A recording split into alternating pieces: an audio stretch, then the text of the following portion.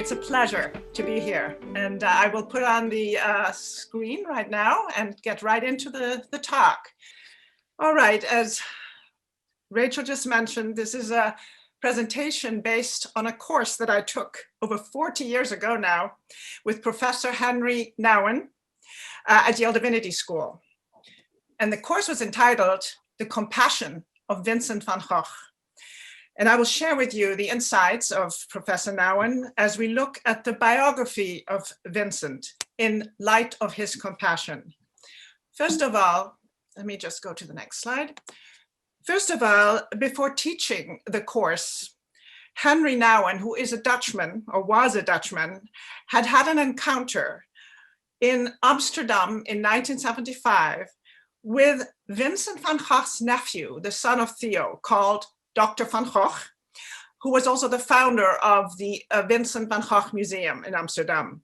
And Henry asked Dr. Van Gogh why he thought so many people came to see his uncle's paintings. The nephew of Vincent, Dr. Van Gogh, said people came to see his nephew's paintings, or his uncle's paintings rather, because Vincent offered comfort, because he was able to crawl under the skin of nature and of people and find there something truthful, something beautiful, something joyful.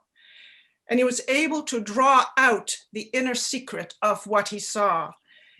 And it was this answer that Henry Nouwen received that prompted him to go into an in-depth study of Vincent's art and his letters, which led him to see that Vincent indeed wanted to offer comfort through his art, and that Vincent's life exemplified the stages of developing a compassionate life. The stages being solidarity, consolation, and comfort. And I'm going to read this quote because it is the basis upon which Henry Nouwen taught his class. The compassionate manifest their solidarity by crying out with those who suffer, their consolation by feeling deeply the wounds of life, and they offer comfort by pointing beyond the human pains to glimpses of strength and hope. I will outline the stages that Henry Nouwen spoke about with the phases of Vincent's life. So we'll go through Vincent's biography in order to attempt to show you how Vincent developed his art into a compassionate language. First of all, we start with Vincent's birth into a pastor's family in a little town in the village of Zundert in the south of Holland. The village was surrounded by fields and farms and the heath. And Vincent was a solitary child, sensitive. Nature spoke to him with 1,000 voices, and his soul listened. He actually, already as a child, developed a deep solidarity with nature and also with the laborers, the reapers, the sowers. And with his father being a pastor, Vincent was also steeped deeply in the biblical stories, especially the parables. And two images that left a very deep impression on Vincent's life and that he took to heart and that never left him are the ones that I have portrayed in the slide. On the left is an image called the Prodigal Son, based on the biblical parable of reconciliation, forgiveness, and redemption. And then the bigger slide is a picture called Funeral Procession Through the Wheat Field. It's a print. And here to your right, you can see a harvester bowing his head in reverence as a funerary procession passes by, heading to the distant church. It's an image of the death of a human soul and the death, in a sense, of the wheat as it's being harvested, coming together in this painting. And for Vincent, for the rest of his life, the cycle of wheat forms from its sprouting seeds to its ripening and harvest would always symbolically be tied to the life cycle of human beings. paintings of wheat fields will become some of his best known paintings at the end of his life, actually. And the spire of a Dutch country church will become part of one of his most famous paintings. So the rich pictorial and verbal tradition of his youth inspired Vincent to always approach everything through images and stories. He saw metaphors everywhere. Eventually, he would reject organized religion, but his belief in something divine and his commitment to the personal discovery of truth through the study of the Bible, through the study of nature, of art and literature, were deeply ingrained. He would always constantly be searching and questioning the presence of God and his own purpose and duty. As a teenager, after his formal education was over, he was sent to the land of pictures. He became an art dealer apprentice. A great amount of learning took place in the 9 years that he worked in these galleries, but not necessarily in that gallery of the Goupil. His free time was spent roaming the halls of museums, where he discovered other artists, Delacroix, Rembrandt, for example, who would one day become his mentors. He was also drawn to the contemporary realist artists, landscape painters like Corot, that you see there, and those who were dedicated to issues of social justice, like Millet, who painted the common folks, the laborers of the field. And he was moved, to your left you'll see, by images found in illustrated periodicals like The Graphic, which depicted the poor of the almhouses and soup kitchens. This periodical was also dedicated to issues of social justice, to bring the poor to the forefront of society. And they also reminded him of the poor laborers he had become so accustomed to in his hometown of Zundert. But early on, Vincent began to see a dichotomy between the art he was supposed to sell in the Goupil galleries, the battle scenes, the Greek myths, for example, and the more relevant contemporary art of the realist artists outside the academy. While he was in The Hague working at the galleries, his brother Theo came to visit him. Vincent was 16, Theo was 12. They took a long walk together, and this is one of my most favorite moments in Vincent's life. Vincent and Theo, these two boys, pledged a lifelong allegiance to one another, to remain truthful with each other, to tell them whatever they had on their minds, to tell them each other. And this pledge really marks the beginning of a most profound brotherly bond, but also a most sensational art partnership. It was sealed with hundreds of letters between the two. You can see the first one and the number 651 that Vincent had sent to Theo. Theo would one day work for the Goupil galleries also. And it was that career that would enable him to support Vincent, who never sold a painting, or at least only sold one in his life. And it would lead to the artist we know today. Without Theo, there would not be a Vincent. Vincent's letters are remarkable. They described everything he saw, he read, he felt and thought, and eventually painted, involving Theo in every created canvas. In one of his last letters, Vincent writes to Theo that essentially all the art was created by them both, that Theo was as involved in the painting and in the creation as he was. Vincent suffered a lot from depression and loneliness and homesickness as he was working away from home in the main cities in Europe. And the more depressed he got, the more he began to read religious books and delved into them and found meaning for his suffering in them. But they too left a lasting impression on him and influenced his future art. By the age of 22, Vincent had become so convinced that the traditional art of the Goupil galleries was meaningless. He neglected his work there. Consequently, he failed at his training and he was dismissed, which was a disgrace to the Van Gogh family. Several job attempts followed. He was floundering, and several failures included.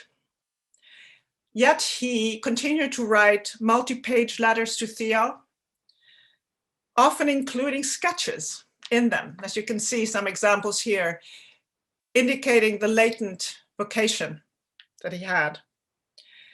But at the age of 24, after having failed at some of these positions, he decided to follow in the footsteps of his father and become a pastor, hoping for acceptance by his father. And he enrolled in preparatory studies, but he failed at those and never made it to the entrance examinations. Instead, he enrolled in a missionary training school in Belgium, but he failed the introductory course there too. And however, nothing could stop him. At this point, he was so fervent about his desire to bring the light of the Gospels to the poorest of the poor. So he decided to go on his own. He found a very desolate mining district in Belgium, arrived there and offered his services to the local pastor. Here in the Borinage were suffering people who lived in darkness, literally. And he preached for a while in the Salon du Bébé, which you see pictured there. His zeal was noticed. He was so fervent that the Missionary Society actually did decide to give him a probationary period of 6 months. However, Vincent soon realized he needed to do more than just preaching. He felt that in order to give solace and comfort to the miners, he had to understand them. He needed to experience these people's lot in life in the most direct and intimate way he could, by sharing their experience of desperation and vulnerability. He began to live in a hovel. He left the comfortable home of his hosts. He had barely any clothes to keep him warm. He had less than the poorest miners had. He shared his meager rations of food and tore up his last shirt to make bandages for miners wounded in a fire. He truly became like one of them. Through this solidarity with the miners, and this I find so interesting too, he had also become an advocate for their human rights during a time when the poor had no rights at all. This is not the Vincent we know, is it? For example, he had stood up against the mining bosses for better working conditions for the miners. And when a fight broke out between the miners and the bosses, he prevented the miners from setting fire to the buildings, urging the men to refrain from violence, saying, brutality destroys all that is good in human beings. And he was the only one the miners listened to. This is where we see Vincent entering into a deep human solidarity. He was there not with a solution mentality, but he was living the question, how can I be with them?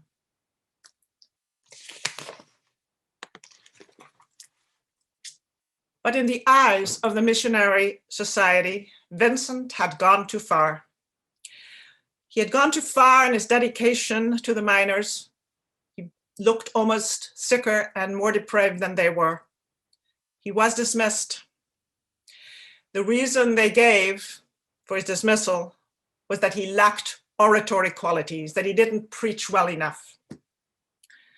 So now Vincent, here in the Borinage, found himself without work, sick, malnourished, and also abandoned by his family and the church. Theo had not yet begun to support him.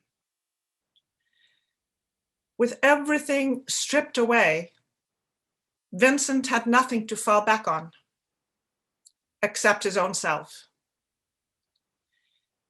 It is in this time of utmost abandonment that Vincent came to see and came to realize, rather, that he had not lost everything, but that he had gained a deeper insight into the most basic human suffering, his own and that of others.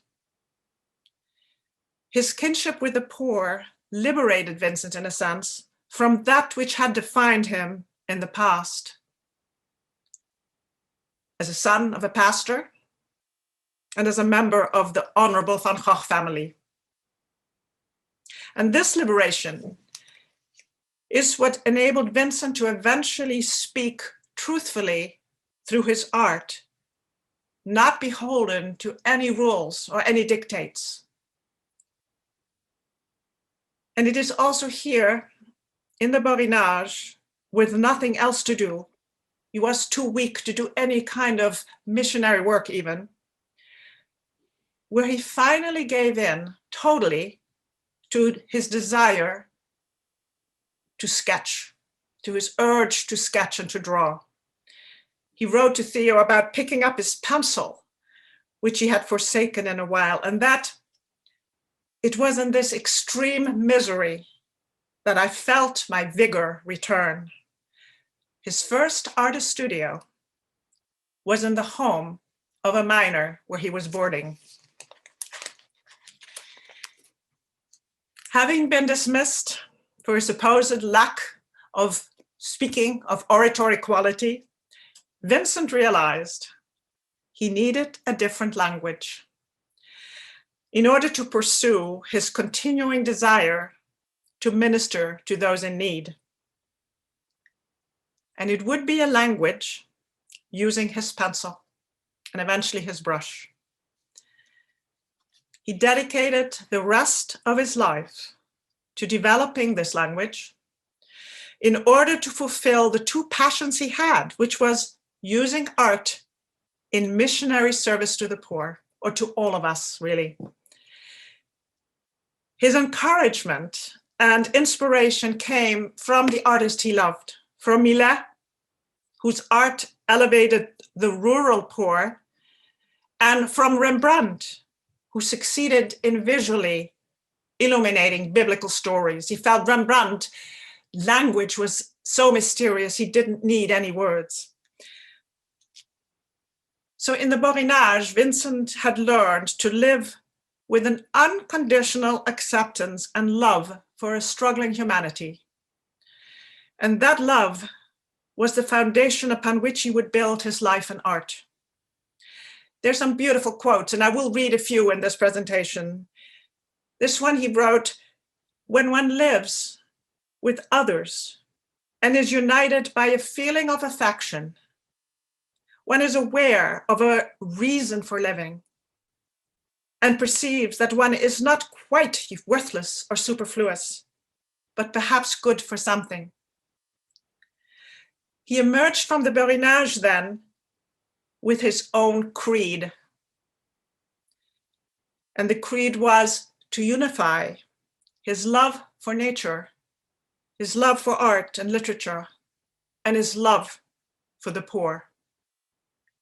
Another quote, "The best way to know God is to love many things, but one must love with a lofty and serious, intimate sympathy, with strength, with intelligence, and one must always try to know deeper, better, and more." Henry Nouwen said, "You are in solidarity with others when you make the choice to be like one of them. When you realize that you share the basic human traits with all humanity, and when you're not afraid of defining yourself as being the same and not different." Solidarity, Henry felt, is that place from which compassion can grow and mature. Vincent left the Borinage once he had accepted and affirmed the vocation he felt. And he returned to his parents' home in a rural parish, this time in Etten in Holland. Here, Vincent began to teach himself his drawing skills by sketching the countryside and the laborers in the field. I feel a great sympathy, he said, for them. I should be very happy if someday I could draw them, so that those unknown or little known types would be brought before the eyes of the people. And Vincent regained his strength and his equilibrium, and his vitality returned as he was working in the fields, through the wisdom of the ordinary experiences of life, by laboring with a sketchpad in hand alongside the peasants. And he saw their resilience and also their dignity. But after the years on the Borinage, Vincent no longer really fit into the parish life of his parents. He didn't follow the rules. He didn't go to church anymore. His priorities had changed. The tension between him and his father mounted to the point where he was actually thrown out of the house. And he left for The Hague, where he had a cousin who said he would teach him some art skills. Vincent is now 28 years old. He has only 9 more years of life left. And in The Hague, Vincent continued living in solidarity with the poor. Inspired by the illustrations he had seen of the graphic, he found his models in the soup kitchens and in the almhouses. Still a missionary at heart, he felt compelled to learn how to draw them, but at the same time, he was with them because he felt that his ideal was to work with poor people to whom the studio would be a kind of harbor or refuge on winter days, he said, when they're out of work and they need some warmth and some food and a little bit of money. The love for humanity, he said, is the foundation of everything and should be in every human being.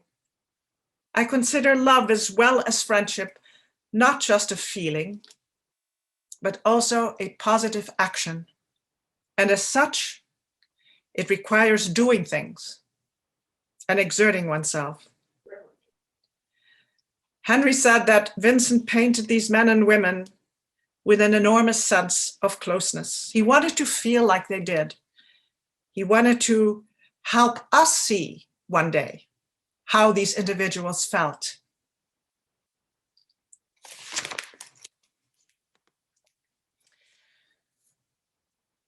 Radical in his convictions, Vincent began to live with a prostitute called Sien. She was a model, and he took her in. And he became a consoling presence to her and 2 of her children. And of course, his family could not understand this or condone it. And he wrote to Theo, trying to justify what he was doing. He said, I haven't any benevolent plans to try to help everybody, but I'm not ashamed to say that for my part, I have always felt and will feel the need to love some fellow creature. Once I nursed for 6 weeks a poor miserable miner who had been burned. I shared my food for a whole winter with a poor old man, and now they're seen. But so far, I have never thought of this as being foolish. I think it's natural and right that I cannot understand people being so indifferent to one another. I've always believed that loving thy neighbor as thyself is no exaggeration, but a normal condition. He drew a picture of Sien called Sorrow because he had entered so deeply into her life and into her situation that the drawing was deeply understood by Vincent too, the situation of being sorrowful and desperate. So in sorrow, he touches upon not just a personal image of somebody, but on a deeper, universal feeling, something that can be understood by everybody just by seeing the drawing. And I've included a sketch of what he called roots, because he said, I wanted to express something of the struggle of life in that slender woman's figure, as well as in the black, gnarled and knotty roots. Or rather, because I tried to be faithful to nature as I saw it, involuntarily, in both cases, something of that great struggle is shown. Because he felt that to render reality, which was at the same time symbolic, was to render what he saw. He never painted what he didn't see. He just painted what he felt and saw the metaphors in the things he painted. Vincent had hoped to save Scene by changing her lifestyle and her conditions of life, but he didn't succeed in keeping her off the streets. And this was another failure for him. And he left Den Haag in a very dejected mood. Theo urged him not to go back to his parents, so he escaped to the north of Holland, to a very desolate area called Drenthe. And in this 3 months of isolation there, Vincent made the total transition to his life as an artist. He never again would take in a poor person. He would have gestures of altruism, kind gestures that he would perform. But mostly his altruism would be expressed through the creation of his artworks, which would serve to communicate his deep feelings, his love, and would be meaningful messages. Art and life became one in Drenthe. But after 3 months, he was too lonely and he did go back to his parents, who this time had moved to another parish. He arrived there hoping for forgiveness, solace, and love. He was a prodigal son returning home, but he was not understood by his parents. Yet, they did give him a studio in the laundry room, and he had a chance again to live deep in the rural countryside, where he could keep close to the ground and grasp life fully as a painter of rural life. He experienced another time of solidarity with the weavers and then the potato eaters and farmers.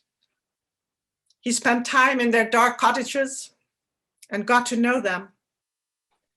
And through his paintings, elevated them and gave them importance, the dignity he felt they deserved.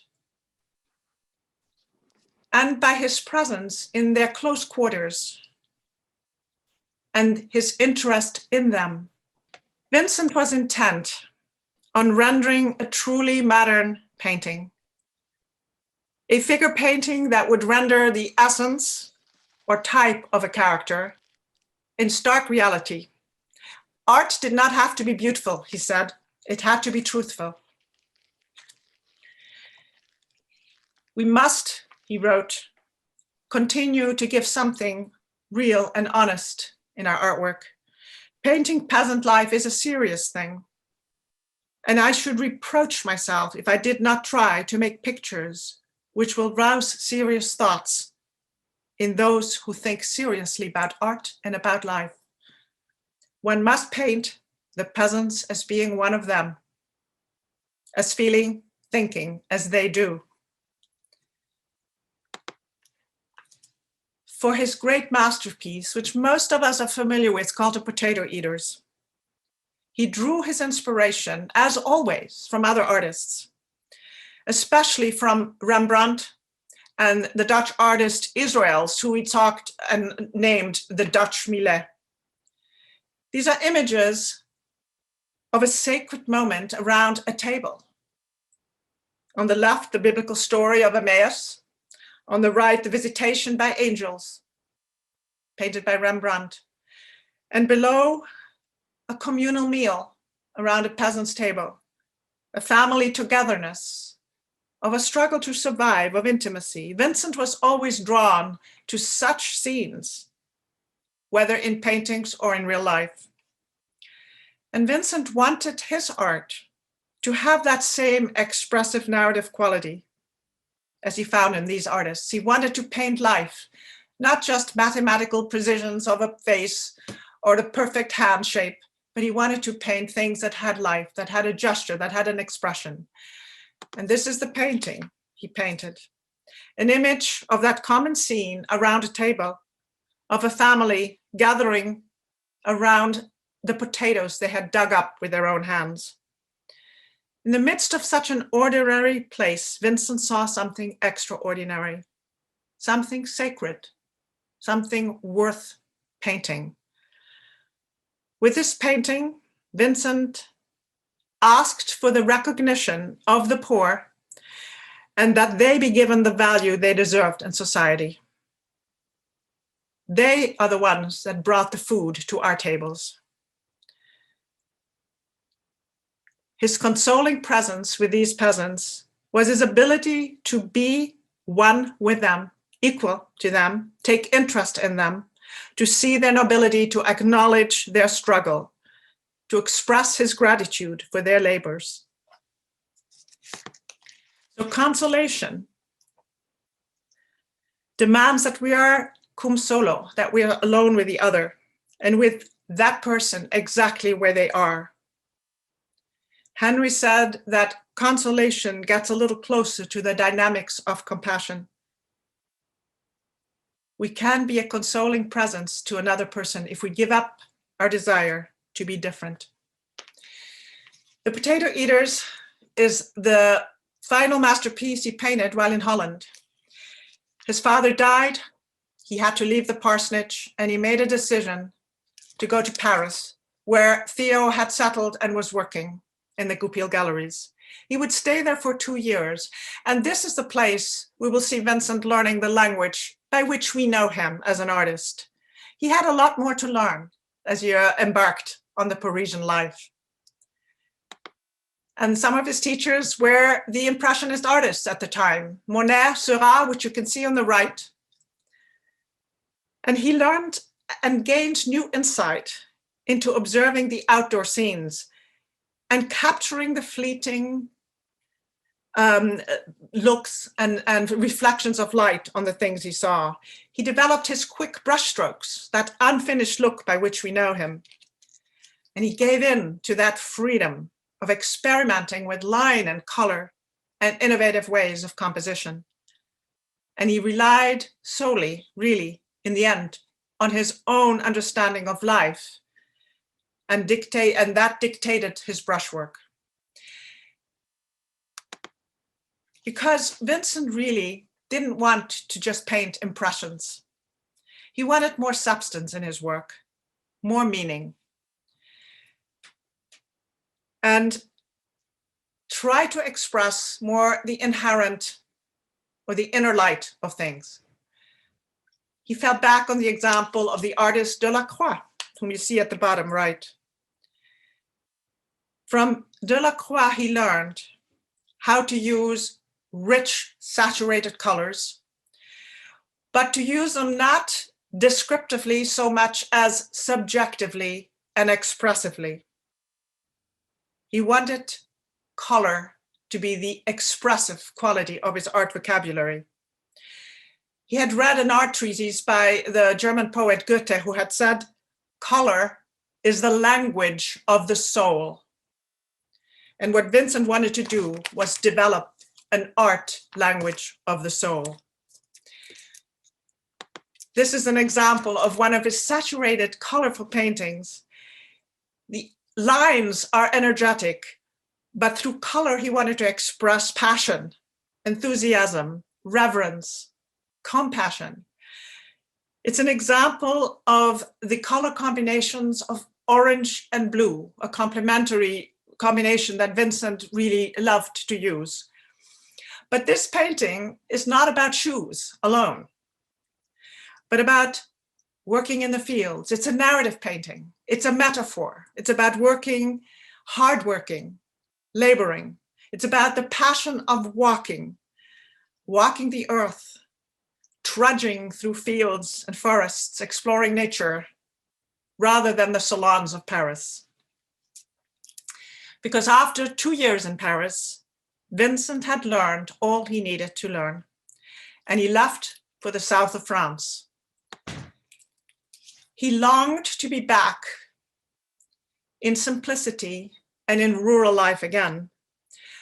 But now he wanted to be where there was more light that would intensify the colors around him. He felt that this would be found in the south of France, in Arles. And he also hoped to be back amongst the laborers, amongst the sowers and the reapers and the laborers in the fields, so he could toil away at his work just as the peasants toiled away at theirs. He arrived in Arles just as a dusting of snow was covering the blooming trees, and he set to work at once. He concentrated on trying to convey the luminous quality within these blooming trees, their life force, so to speak. And I'm comparing his work in Arles to one of his early Dutch paintings in the bottom. Vincent believed, and this is what Henry made us understand, that what he saw, the temporal, expressed the eternal. In other words, the real objects around us in the material world point to a reality beyond them. For example, these trees that are in bloom are transient, but they're timeless. They'll bloom again and again. They're fragile, yet he painted them as solid presence, as icons almost. And he painted a whole series of these trees. He settled into a house he called the Yellow House in Arles, having extensively, and it's very much like a Japanese print. He studied Japanese woodblock prints extensively and read words by the Zen poet Basho, who had said, if you want to paint a bamboo, you have to become a bamboo. And Vincent would, just like the Zen artists, learn to become one with what he painted. And he painted things over and over again to increase his oneness with things. Of these radiant sunflowers, most of us are familiar with them. He said he hoped that one day they would hang in those dark peasant cottages, which they do today in the form of art prints. Basho, that Zen poet, also said, in order to achieve greatness in art, you have to be with nature through the 4 seasons of the year and obey nature. And Vincent painted the 4 seasons in Arles because he arrived in the spring and he left at harvest time. And by painting such ordinary views of wheat fields for the whole year, he makes them extraordinary.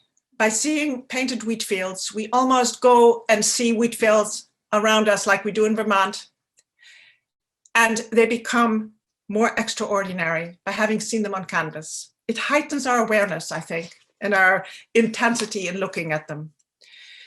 This is a very famous painting. It's a familiar one.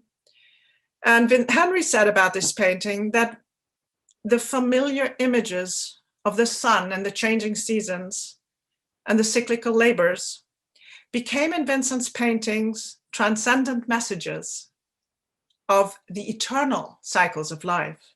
And the sun, he said, became an icon and a symbol for the divine. Vincent painted this as a parable in paint because it includes life and death and eternity. Life, new life, sown by the sower, the ripe harvest of wheat, the death of wheat, and above it all, the radiant infinity of his son. Vincent felt it was his mission to make his paintings reveal what he perceived, namely the creative spirit in all aspects of life, so that we could recognize the ties by which everything is bound together in creation. This is one of my favorite paintings, and I included it just because it is showing you this intensely colorful combination. Another complementary art combination of red and green. It's a joyful painting. It has a serenity to it, a fertility, a beauty. It gives me joy to see it. And there's another one that has that same type of radiance and intense coloring. It's almost like a richly textured tapestry with the complementary colors again of blue and orange, colors which were analogous to a deep enthusiasm and gratitude for life. And above all, the sun of a late summer day, glowing above the toiling harvesters. This is a painting, and actually it's the only one he sold, that he painted while the artist Paul Gauguin came to be with him in Arles. Vincent had hoped to create an artist community, but Gauguin was the only one who ever came and joined him. But the collaboration between Gauguin and Vincent did not last long. When Gauguin threatened to leave Vincent, his imminent abandonment and the failure of his dream to begin a studio in the South precipitated one of Vincent's recurring seizures and actually precipitated the ear incident. Vincent was hospitalized as his health started to deteriorate. But as you can see, even in the hospital, he painted the courtyard, the sick ward. He was allowed to paint. And between his hospital stays, he painted some scenes, and this one I found powerful because it really summarizes his own story. It's another example of Vincent's art being truly personal. He always painted what he felt and what he saw himself. It's a conceptual painting. The snake-like trunks in the foreground symbolize the difficulties in life. But beyond these bars, almost like prison bars, beyond them, the spring planting and blooming is taking place. There's hope, Vincent says to us. Life goes on. Focus on the positive and the possible, not on the present difficulties. It's almost as if through his painting, he tried to convince himself to have hope. But after Gauguin left Arles, and Vincent came out of his third hospital stay, the inhabitants of Arles no longer wanted him there. They had boarded up his yellow house. He was forced to leave. And Vincent signed himself voluntarily into an asylum, a mental institution. This is the one in Saint-Rémy. Because in the absence of mental institutions at the time, monasteries frequently became places of respite for people who had mental challenges.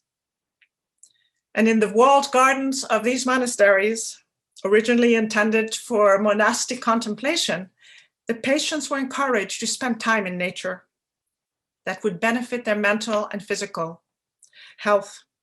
And here, Vincent was encouraged to paint and painted some of his most famous paintings. Even through the bars of the window, which I took here, I'm standing in the room that he was in Saint-Rémy. He could paint the walled wheat field beyond the bars.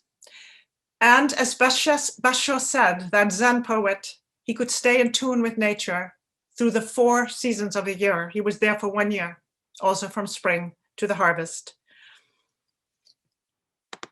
And here are 4 of his images.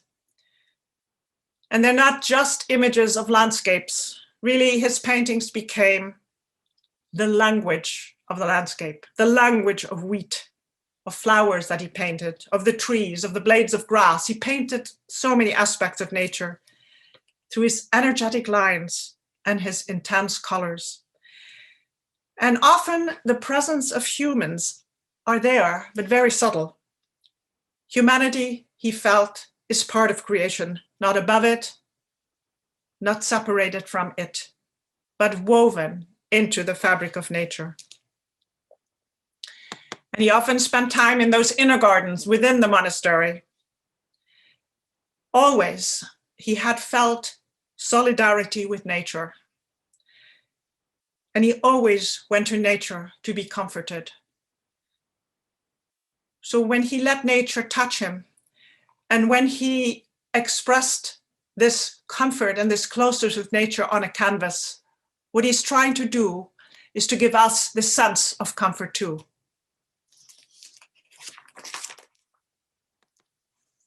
Here, he invites us to kneel down on the ground and to contemplate nature with him, close up. Like Basho said, Vincent had become the iris, but rather than simply reproducing a beautiful flower, Vincent captured the vitality of the iris, its singularity, its essence. Years ago, when Vincent had written to Theo to try to explain to him why he wanted to do art, he said, "Theo, I want you to understand clearly my conception of art. One must work long and hard to grasp the essence. What I want and aim at is confoundedly difficult, and yet I do not think I aim too high. I want to do drawings that touch people." Painting nature close up was also a grounding influence for Vincent, as he was debilitated by many of his seizures. But when he felt strong enough, he was allowed to go outside of the monastery walls with his attendant, Monsieur Trabuc, whom he painted. And I love this painting because the perspective lines draw you into it, just as Vincent felt drawn into the landscapes he was painting. And he wanted us to feel that too. And being outside the walls, he also was able to go among the olive groves. As you see on the left is an olive grove around Saint-Rémy, around the asylum. And here, like in the biblical Garden of Gethsemane, he saw metaphors for suffering, his own and those of others. He said, "If these paintings express suffering, it is because I have felt it myself." This is another series of painting I often show together. Vincent's longing to serve and to comfort people through his art made him write to Theo also. And in a picture, I want to say something. Comforting as music is comforting. And then my brush goes between my fingers like a bow on a violin. And Vincent actually painted that way, fluid brush strokes, rapid, almost creating music with his brush. But these paintings do make me think of music, and I'll explain why. They make me think of the last verse of Ode to Joy, a verse that was put to music by Beethoven.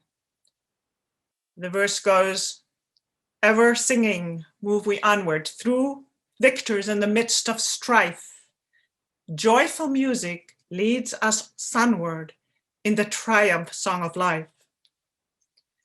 These paintings speak of the strife of life, but also of the triumph of the human spirit. It is Vincent's own struggle he's painting here, of suffering through darkness of his seizures, then triumphantly being resurrected into the joy of living. He always, as I said over and over again, he painted what was real to him. So in the left-hand corner on the top, we're in the quarry, down in the quarry, in the darkness.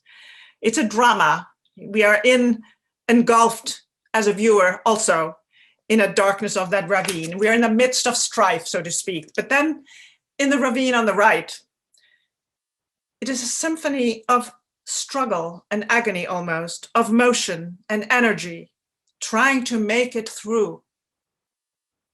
And then on the left-hand corner below, that expresses a melancholy mood of exhaustion, but a combination of sorrow and of joy. And then the orange landscape to the right with that upward movement of the plowman, and you can barely see him trudging upward with the horse. It's an uplifting mood. There's hope. You're moving onward in the joyful triumph song of life. This one's another familiar song, painting. It's one that has energy, that is interpreting his feeling of the wheat, of the cypress trees. He said, "It is my duty to be entirely absorbed by nature and to use all my intelligence to express sentiment in my work so that it becomes intelligible to other people. And then this one he painted in Saint-Rémy also. He found the source of divine power in everything he perceived around him. This is another beautiful quote. There is at times something indescribable. All nature seems to speak. As for me, I cannot understand that not everybody sees it and feels it. Nature, or God, does it for everyone who has eyes and ears and a heart to understand. It's a painting he painted from memory, and he put that spire of the Dutch country church into the middle of that village. Vincent always sensed that there was more than meets the eye. But whatever that moreness was, it could be discerned in what did meet the eye.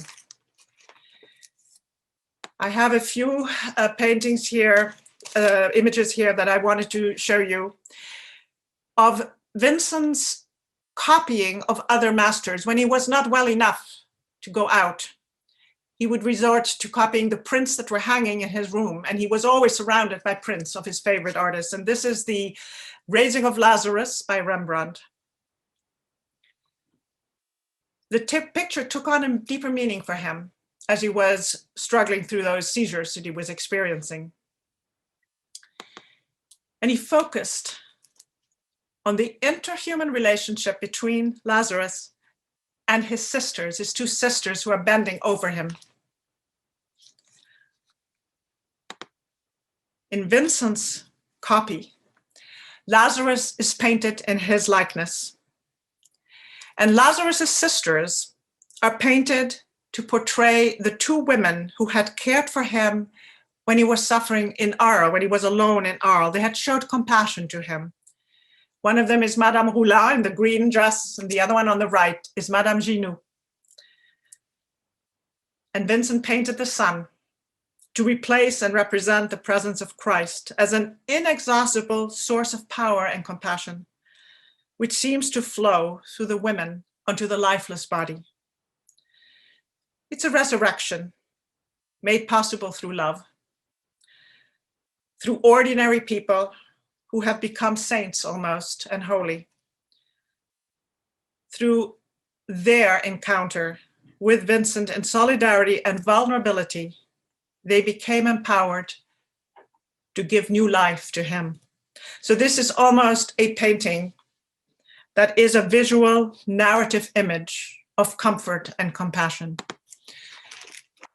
Henry Nouwen said that those who come together in mutual vulnerability and in solidarity are bound together, connected by a new strength, and they can find comfort and glimpses of hope.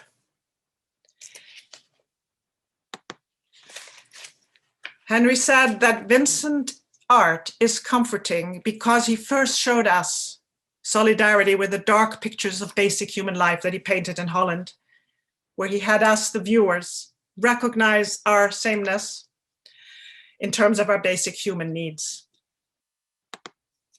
But on his journey southward, Vincent began to realize that all light, a symbol of love, beauty and warmth, whether found in the smile of a little baby or in the candle lighting up a weaver's cottage, came from the same source, symbolized in his paintings by the sun.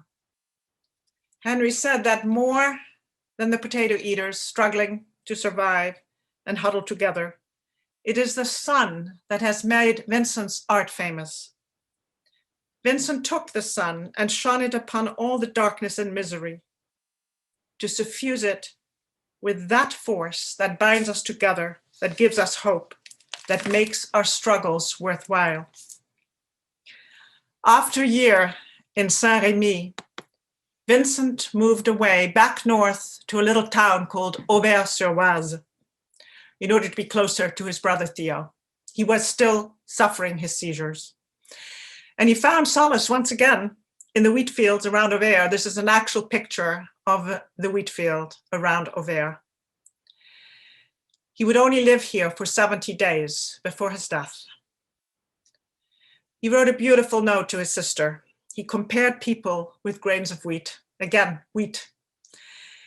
He said, in every person, there is the power to germinate, to be creative, to love. The germinating force is that transformative force in nature as love is in us. After moments of physical trauma and stress, he would always feel compelled to go out and look at nature, to look at a wheat field, he said. He even wrote about that. When he felt he couldn't take it anymore, he would go out and look at a wheat field, but he would find comfort even if he just looked at the picture of a wheat field. And that is why he painted such pictures over and over again, to leave them as his comforting legacy for us. He also painted images of his own suffering. And this, I'm doing the same thing here. And this is a well-known one too. Vincent was wounded one day when he was walking through the wheat fields, and the crows kind of symbolize that heaviness that happened that day. Nobody quite knows exactly how. But he managed to return to his lodgings. Theo was summoned. And 2 days later, Vincent did die at the age of 37 in Theo's arms. Today, they lay side by side in a cemetery that is surrounded by that very wheat field you see in the background.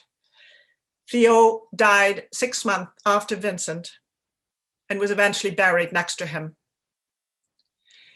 And I come to my last slide, which I want to leave you with. This is a slide of one of his sower paintings. And these are the words that I wanted to just leave as a lasting impression of this presentation. These are words taken from some of his letters. Vincent said, I want to bring peace to poor people, to all people, and help us all reconcile with our existence on earth. He said, I want to comfort with the intensity of my coloring. And he said, most of all, I want to paint infinity and eternity in the sun, in the stars, in the eyes of a child, and in the movement of the sower. And that's the end of my presentation.